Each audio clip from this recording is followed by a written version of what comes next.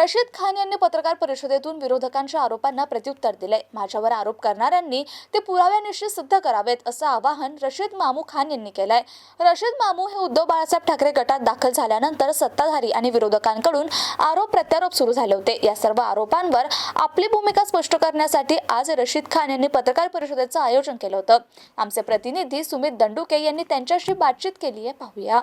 उद्धव बाळासाहेब ठाकरे पक्षात ज्यांनी प्रवेश केला त्यानंतर भाजप असेल, विरोधी पक्षनेते असेल, अनेक ठिकाणाहून आरोप प्रत्यारोप झाले।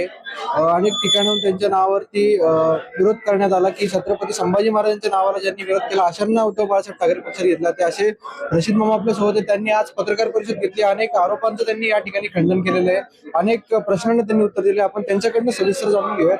अहो, नेमका काय विषय, आपल्या नावाला एवढा विरोध का बरं? आता त्यांनी मुंबईमध्ये केला होता की खान पाहिजे का, महापौर खान पाहिजे का।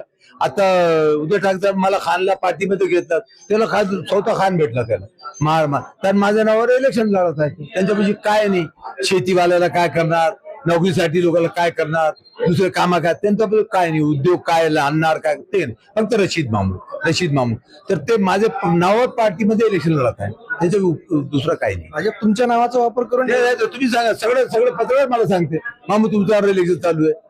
मी बाबा आंदोलनचा साथी, गणेश महासंघमध्ये मी होतो, सगळ्या ठिकाणी मी होतो, तर त्याच्यामध्ये काही नाही। परंतु उद्धव ठाकरे साहेबांनी मला घेतले आणि मी त्याच्यामध्ये गेलो म्हणून त्याला राग आता। बरं, आपलं ठीक आहे, विरोधकांचं ठीक आहे, पण आपल्याच पक्षातून चंद्रकांत खैरे यांनी विरोध केला होता, हे उघडपणे झालं। सगळे पूर्ण पार्टीमध्ये एकच माणूस होते खैरे साहेब, तर त्यांचं आमचं थोडंसं आहे इलेक्शनचा, ते आम्ही काढून घेऊ त्याच्याशी। त्यांचं म्हणणं आहे आपला प्रवेश झाला त्यावेळी त्यांना त्याची कल्पना देण्यात आली, पक्षाचे ज्येष्ठ नेते ते आहे, ते मला माहिती नाही ना, ते मला काही माहिती, मी जेव्हा गेलो त्यांना तिकडे माहिती, मला राग तुम्ही दूर करणार होणार ना, होऊन जात। आता सांगा तुम्ही, कोणत्या घरामध्ये भावाचा नवरा बायकोचा भाव होत नाही का, रोज थोडी तलाक देतात लोकांना, भेटून जात, त्याचा आम्ही राग काढून घेतो। हे होते रशीद मामू यांनी आज अनेक प्रश्नांची उत्तरं आपल्या पत्रकार परिषदेच्या माध्यमातून दिली, त्यांच्याशी आपण आज संवाद साधलाय।